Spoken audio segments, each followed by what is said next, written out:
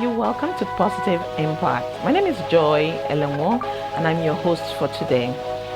Positive Impact is a program that talks about social issues that affect the family and the society generally.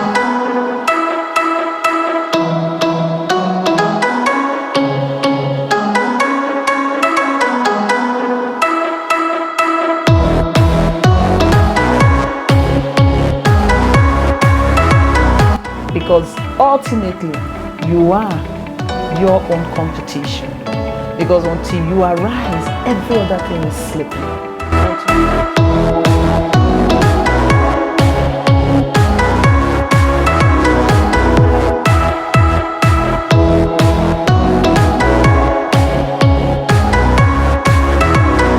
What is depression to start with? It's a state whereby you are not interested in activities, you have mood swings, you don't feel like you're worth anything. And so, of course, in marriages, we have situations that can lead to depression.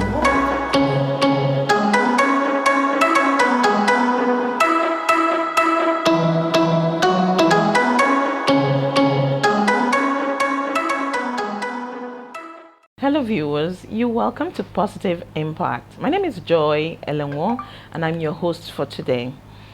Positive Impact is a program that talks about social issues that affect the family and the society generally. Today with me on the program is Dr. Orike Didi. He's going to tell us more about addiction. Welcome, Doctor. Thank you very much. Yes, what is addiction? Well, in the first place, I'm happy to be here. Addiction. Addiction is first and foremost a word, Yes. but it also expresses the existence of something happening in the life of a person and then in society. Addiction is much more of a biopsychosocial, will I call it an event or a process? First is bio, then is psycho, and is social. So we will always see it from those three viewpoints. Okay. What are the various kinds of addictions we have? Okay. Just like I said now, addiction could be biological, Yes. and it could be psychological, and it could be social. Okay. When a person takes what is not supposed to be in your biological system, and then you find it difficult to stop. Now you're talking about the drug or alcohol addiction? Yes, like generally speaking, you take something that's not meant for your system, or you begin to take excess of it, and you cannot control it, and it has harmful effects in your biological system. That means you're addicted to it. Even food. Food. Some people are addicted to fast food. Some Yes. people are addicted to alcohol. Internet, you are stuck. You cannot stop it. You are wasting your time. You feel like doing something else, and you are supposed to be doing something more productive, Yes. but you are just addicted. You cannot get out of it. You are like trapped. So Even sex. sex, it is. Sex is. Some people are addicted to sex, and that's where the word nymphomania comes out. Yeah. Some people are addicted to reading. I don't know the kind of addiction. Maybe you're addicted to books, you're addicted to watching movies, and then what have you. There are Okay, many kinds of addictions. there must be a difference between addiction and dependency. So, Yes, for me, I will explain this by telling a story. I used to have a friend downtown when I was living somewhere in GRA there. okay. He was smoking for a very long time, like from when he was a teenager.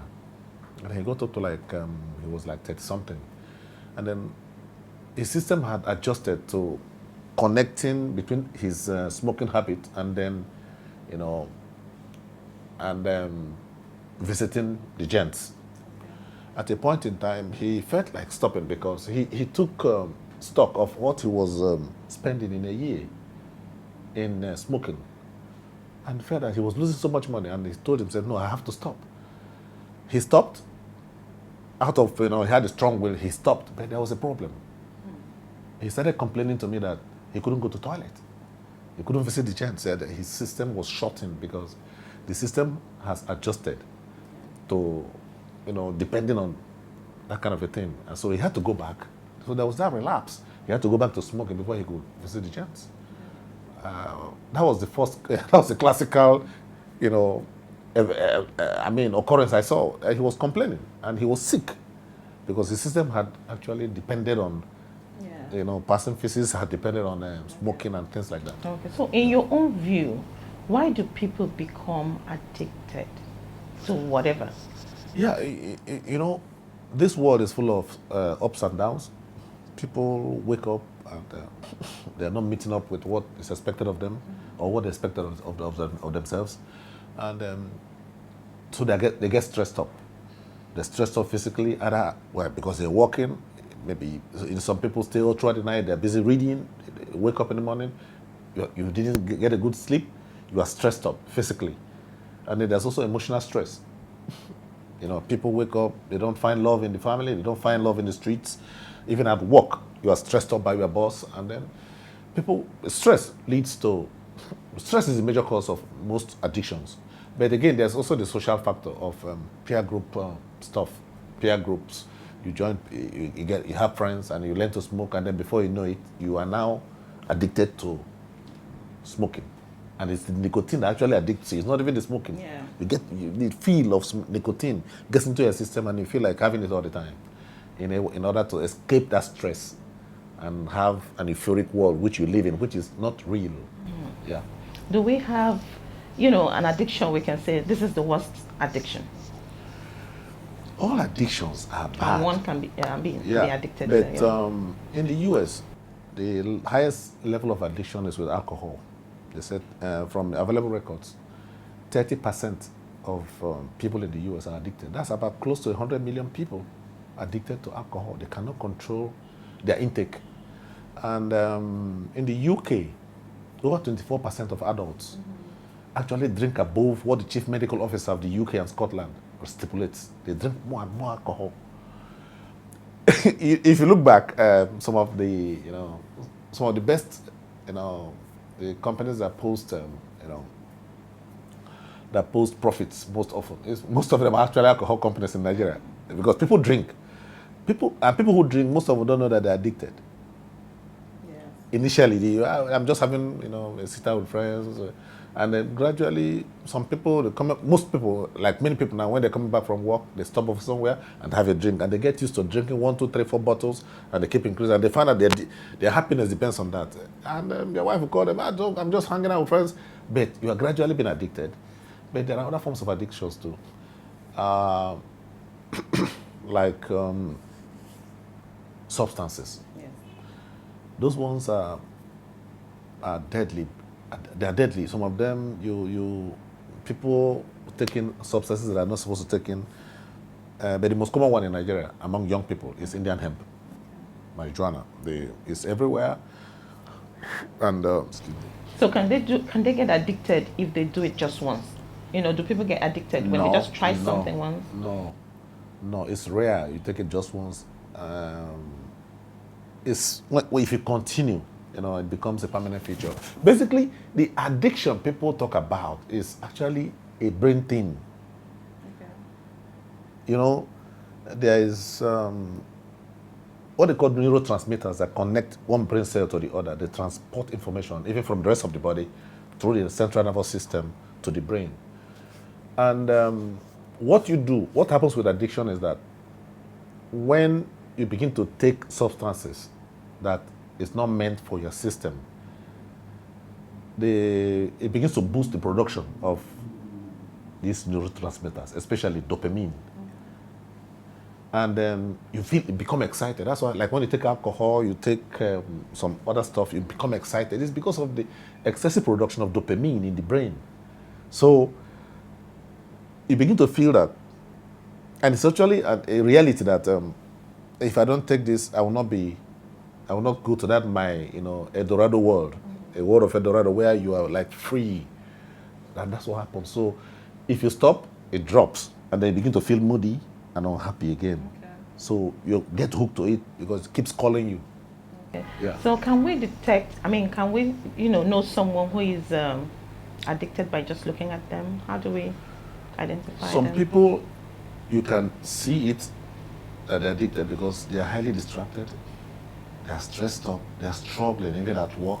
They are struggling at home. The way they react to issues. Some of them are no longer sociable beings because at times you talk to them, they shout back at you. Okay.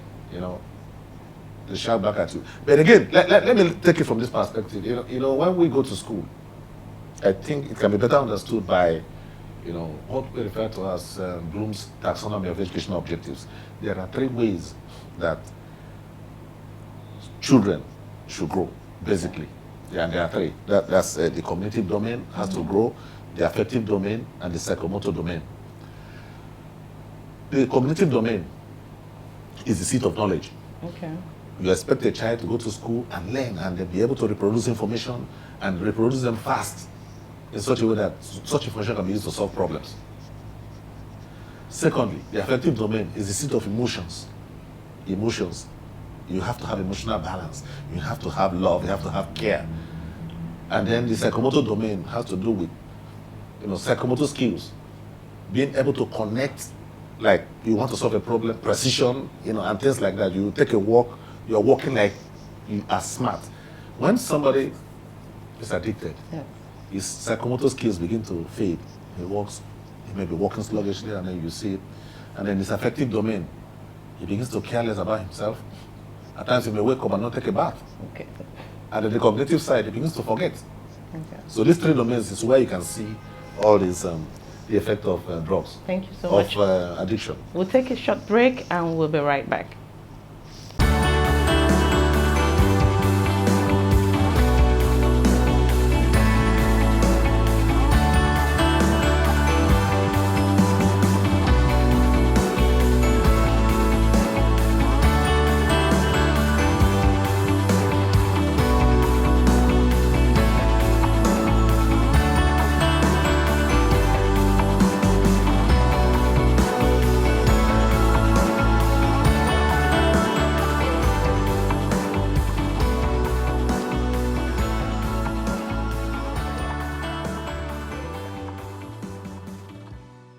Welcome back. We're still talking about addiction with Dr. Orike Didi. Doctor, yes, we just, you just finished talking about the movement, the precision of, someone who is addicted, how you can identify them. Yes, you want to finish that part or you're done with it? Generally speaking, what I'm talking about is that at times it's difficult to know, especially when somebody who's addicted is well fed. Well fed, how do you mean? If you eat very well, Okay. you could hide it. But with time, people will always know that you're addicted to something because you'll be distracted, highly distracted, and then you could begin to have health challenges. Okay, so that comes to my next question. Like, what are some of the risk factors, that those who are addicted face, especially drug, alcohol? Okay. Yeah. Okay. I will explain this with an experience I had. There was a time I was downtown, this reclamation road, sometime.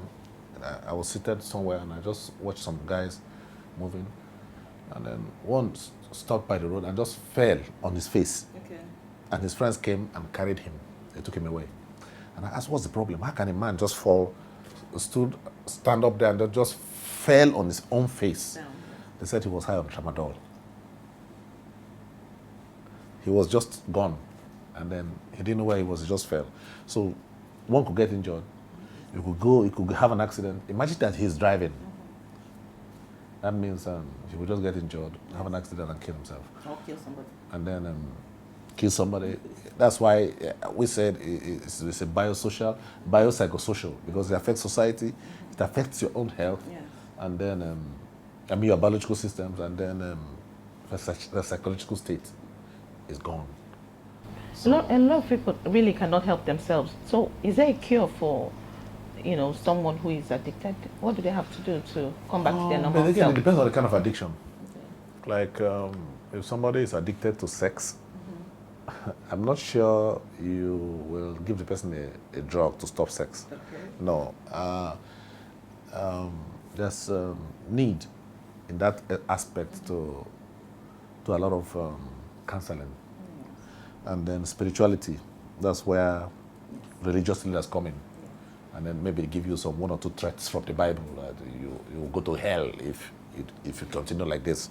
So, and but generally speaking, addiction to drugs, alcohol is curable. It's not, but you can spend a lifetime curing it, or you could be lucky you get weaned out of it completely. There are medications they give. But again, the problem is usually relapse. As you treat, the person has the likelihood of relapsing. Yes. There's one type of addiction I didn't talk about. Which one? Prescription drugs. You remember Michael Jackson? Yes. Yes. Prescription, but he was stuck to it. Yes. And that's how he died. Yeah. Many of us keep taking pain relievers, and you get addicted to pain relievers, and you keep imagining, okay, it's like I have pain, let me just keep taking, and that's it. You could actually pass out. That's true. So there are cures. Okay. But that's the job of a doctor, those who understand what to do. But I also know that even where they take them to rehabs, some of the treatments involved maybe some kind of Pavlovian, experiment where, you associate the drug he takes, you still give him the drug, but you associate it with a shock treatment.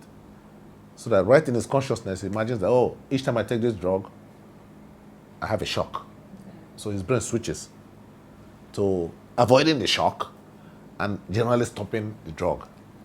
But I think what they usually do in rehab centers is they start to reduce the extent of the volume of drugs they take, and then gradually treat them and then get them out of it. Yeah, we get a lot of complaints about, youth addiction to drugs especially. So what are the strategies to prevent this, drug abuse from youth? Education. People have to be educated to the problem of drugs. Young people have to be very, very careful. Of late, they've been taking all kinds of things, apart from marijuana. Some of them, some of them smoke excreta, dry excreta. But why do they take all this? For what? I don't know. Yeah. Some put their nostrils in, septic tanks to inhale. Yes, that's what's good. Some inhale rubber, they burn rubber and then inhale them. And then there's this element, I think they find it in electric bulbs. They bring it and burn it and then inhale. My goodness. They just want to, and again, this period in our life, many of the youths are stressed up. Yes. But generally speaking, they need education to know that is not the way out of the stress they are facing. Secondly, legislation and effective policing. Because I say this because you may ban marijuana. You don't want it in the streets, but some law enforcement officers are involved in taking it.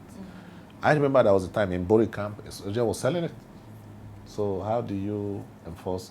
You need to get all those things out of the streets so that the young people will not even see it in the first place. Because most drugs are taken by the young people these days. It's very rare you see a 60-year-old man, 70-year-old man taking it. Though some of them do because they carried it along from time, but at the later stage, it tend to stop, so to say.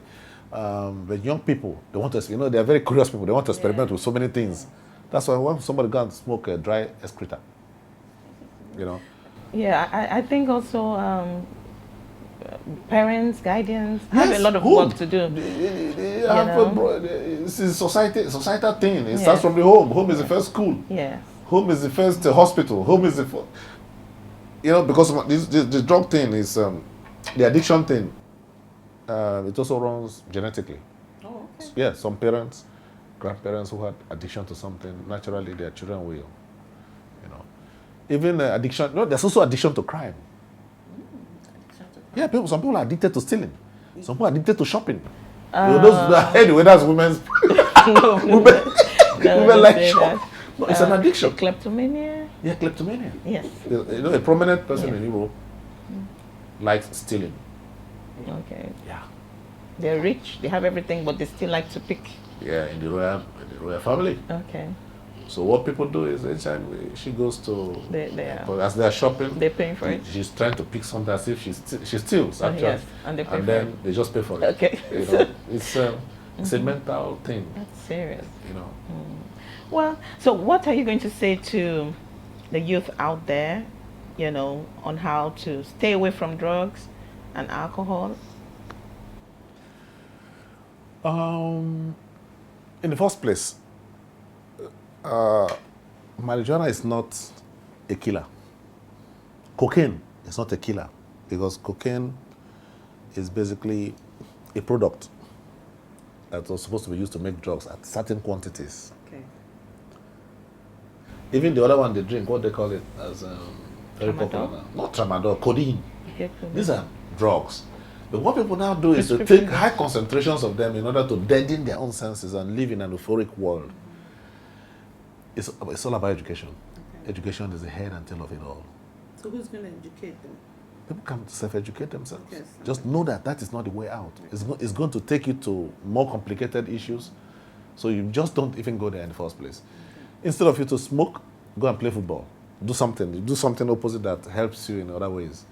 Now they've developed this, what they call it, there's this kind of cigarette they smoke that you just pipe it, it doesn't affect your system. Okay. For those who are chronic smokers. You know, and they're finding alternatives, but the first thing is the potential victim has to help himself. You can't wait for everybody to help you because you will be the one to suffer it in the first place. So if somebody really identifies that he's addicted, or you know, so they're looking for how to get help, where can they go to for help? Many people who are addicted usually end up not having the will to even help themselves. Okay. They may complain, and if you try to help them, they will just be relapsing. It's like that. That's why I'm saying the first thing is don't even go there. You don't need to touch fire to know it's burns. Yeah, for those Just who are still there already, they need help. They They're need watching, help. yes. They need to be cured.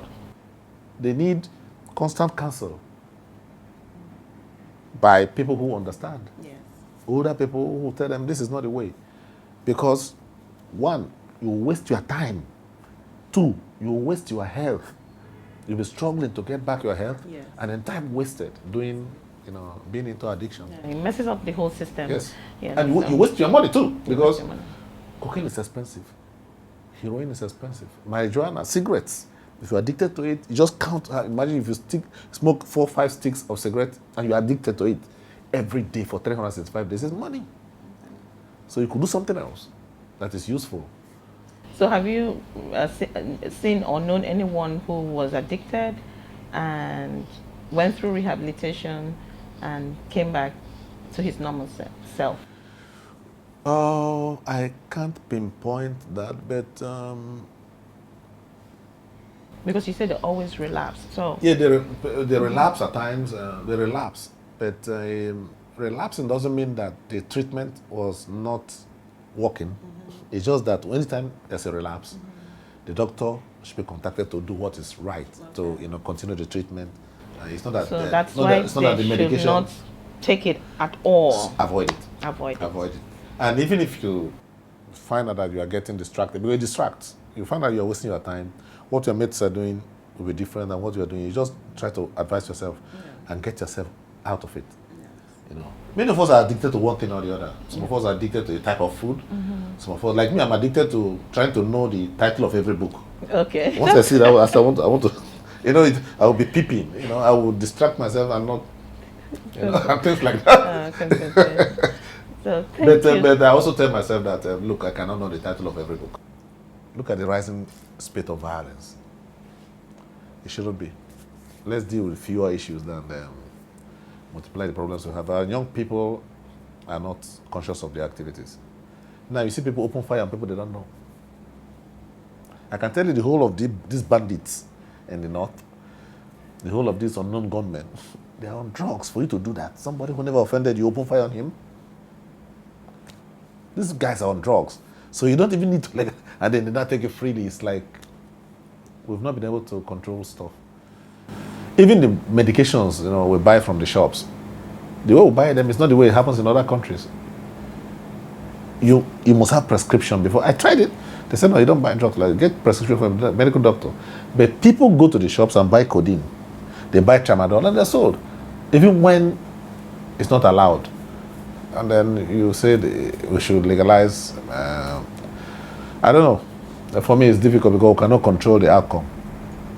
For me, that's my personal opinion. For now, until a lot of education takes place, there has to be a lot of conscientization and a lot of information before we go that way. I've seen boys who smoked Indian hemp in my village those days, and they never did well. They just ended up wrongly.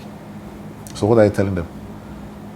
A nation where you sit in the front of this your house, you all of a sudden see one lorry load of Indian hemp moving, uncontrolled. Nobody controls where it is going. Nobody controls where it's coming from. Just tell yourself, you don't need to stress yourself. You don't need to get too addicted, and that's that. Yeah. So thank you so much for coming. You've heard it all. Say no to drugs.